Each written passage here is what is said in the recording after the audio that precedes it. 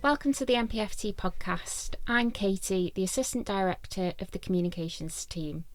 The MPFT Podcast is produced by the comms team and it aims to share the wonderful work which is taking place across the organisation. Today I'm joined by Sarah Hodgkins, Team Leader of the MPFT Staff Wellbeing Hub. Sarah's going to talk to us about what the Staff Wellbeing Hub offers and who can refer into the service. So without further ado, thanks for joining us, Sarah. Thank you. It's great to have you here on the podcast. For those who don't know, can you briefly explain what the Staff Wellbeing Hub is and what the service offers to people who work here at MPFT? Yeah, so absolutely. Essentially, we are here to support all staff across MPFT with their emotional health, their mental health, their well-being, essentially. And it's a safe and supportive space. We're a fully confidential service. So we don't report back to managers, to occupational health. We're just there for that member of staff. And the really important thing is about kind of finding the right support for each individual. So we have a fabulous range of clinicians in the team who are really, really passionate about staff support. And I think working in the NHS, we kind of get what it's like for staff who also work in the NHS. Brilliant. Thank you, Sarah. And it's wonderful to see that MPFT have retained the Staff Wellbeing Hub, and I think it really is a testament to how much the organisation really believes in making sure that staff feel well and healthy and happy while they're here at work. Wellbeing, particularly mental health wellbeing, feels like a really common term that's used at the moment. So for people who are thinking that maybe they need a bit of support and they need some advice on what the practical steps are onto how to look after themselves, what would your recommendations be and what practical steps do they need to take to get in touch with the service? So essentially, I think, very often people who look after others tend to put their own needs far down the bottom of the list. We're really good at sort of supporting other people and telling them how to look after their well-being, but our own well-being can take less of a priority. And I think, unfortunately, kind of mental health still has a stigma about it, but kind of good mental health is something that we really should be aiming for. It's in the same way as kind of good physical health. So I think it's mental well-being, kind of emotional well-being is very subjective. It differs from individual to individual, but generally it's around things like our moods, our thoughts, our behaviour, how we interact with people, how we get on with day-to-day things, essentially. And really it's about having that awareness of when things start to change, whether that's that we're struggling to sleep or we are feeling a bit sort of more worried, we've kind of got racing thoughts, worrying thoughts going around our head, whether we're finding that we're struggling with concentration, or we're having difficulties in relationships, whatever that looks like for each individual, the earlier we can recognise that, the better, and do something about it. And it's about sort of making those small changes, really. Very often, the earlier we can catch it, the better.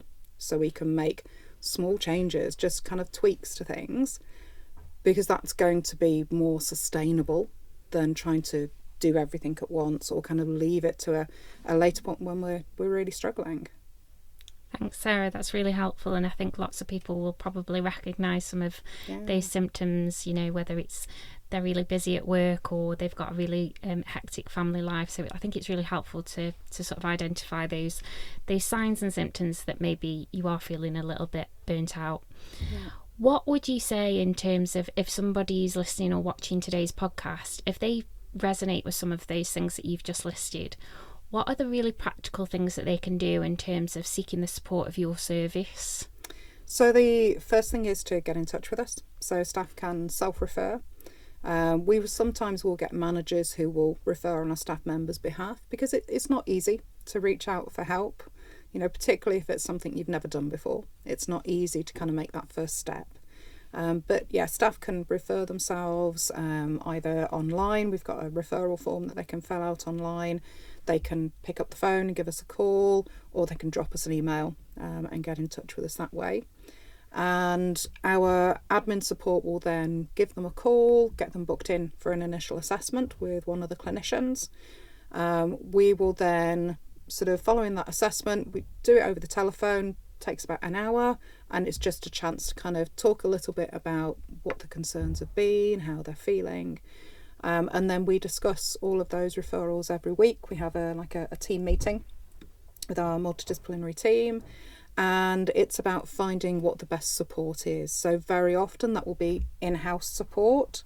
We're typically a brief intervention service, so generally kind of 6 to 8 sessions, but sometimes a little bit more than that if that's needed. Sometimes it might be that we're not the best service for somebody. You know, perhaps if they need longer term support or more specialist support, then we might encourage them to access another service. We can signpost them to that. We can support them in making that referral as well. So it's about finding what's right for each individual, essentially. Brilliant. So it's very much focused around that initial assessment and understanding what each individual person needs, and recognising that the service is specifically for those who are employed by MPFT. What would you say to anybody who's got concerns about referring into a service that's connected to the organisation that they work for? I'm sure that some people get a bit worried, but, you know, it is a completely confidential service. I know you said that at the top, but, you know, what would you say to those members of staff who are maybe a little bit hesitant about maybe their peers or colleagues finding out that they're reaching out for support? It's really common. You know, as I say, I think it's very difficult to reach out for support.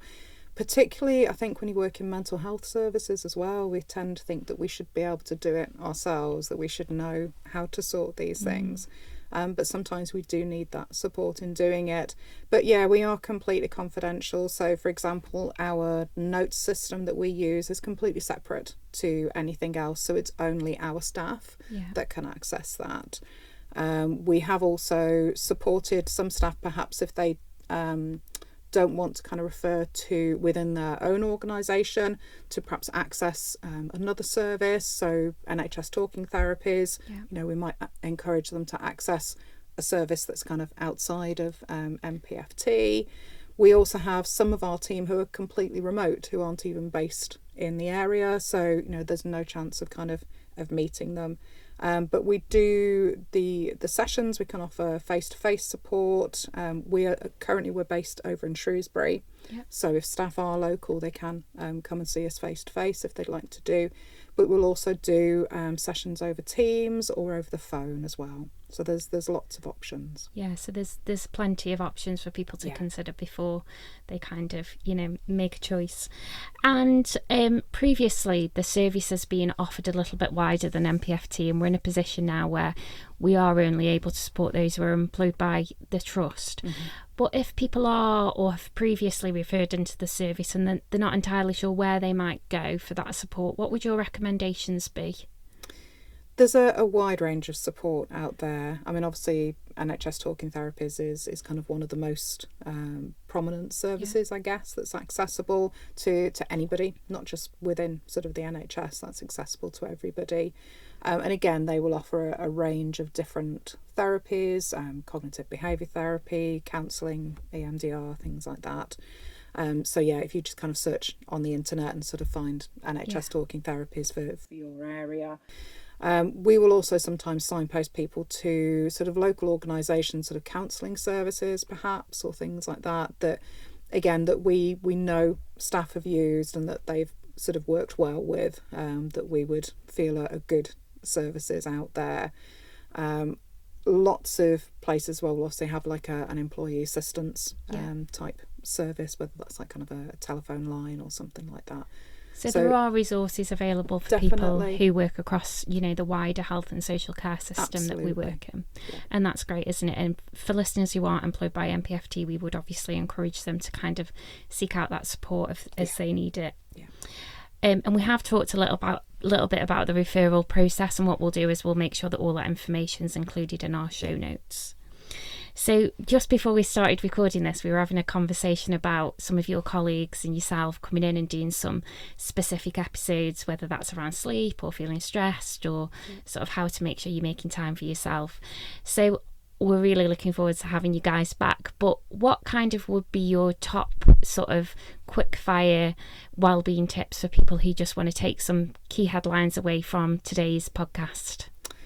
Gosh, there's lots. I mean, one of the things with the team is that we're really lucky to have a fabulous range of kind of experience and background. So we really can find the right support for each person. So whether that's CBT, counselling, whether it's kind of psychoeducation, so looking at coping skills, there's a real range of support.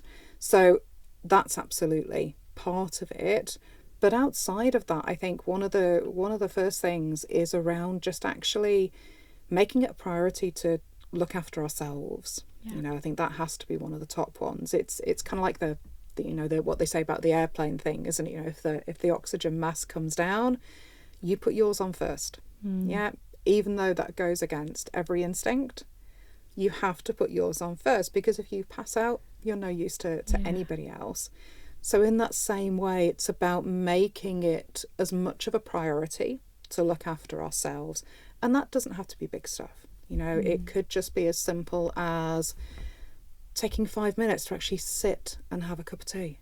Rather than doing it in the middle of something else. Taking that half hour for your lunch break. Rather than sort of cramming your sandwich at your desk. We're all guilty of doing that, aren't we? Absolutely. Just slotting it in between those meetings and kind of, not really thinking about having a little bit of a rest or drinking that cup of tea. And I know that on a Tuesday you host a session on MS Teams, which is open to everybody. Yes. So what's that all about, and how can people get involved with that? That's about giving people that little bit of time, isn't it? So it's our reset and refresh session, and it's kind of a weekly relaxation drop-in session. It's delivered online, as you said, and it's great because staff don't have to have their cameras on. It's literally just kind of show up and listen. It's always the same link every week. It's kind of Tuesday, 12 o'clock.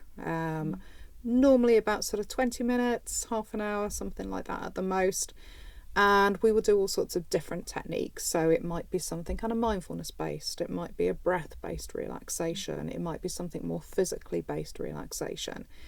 And it's just about giving staff that opportunity to press the pause button. And I think one of the most common pieces of feedback that we're getting is that actually once you get into the routine of doing that, staff start to look forwards to it. And they start, actually this is my little time just to take that pause.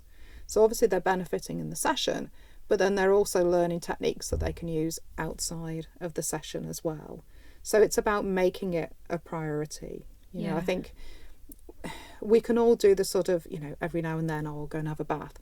Great, but it needs to be regular. We need to be doing it on a regular basis. And I guess it's about, isn't it? It's about seeing it a bit like a meeting. You schedule that time into your diary and you commit yourself to it. And I think, that's really important, isn't it? Especially in the environment that we work in here where, everybody's busy, everybody's got a lot going on. I think being really clear around, to look after others and to work for other people while you've got to kind of make that time. So that's really helpful, Sarah.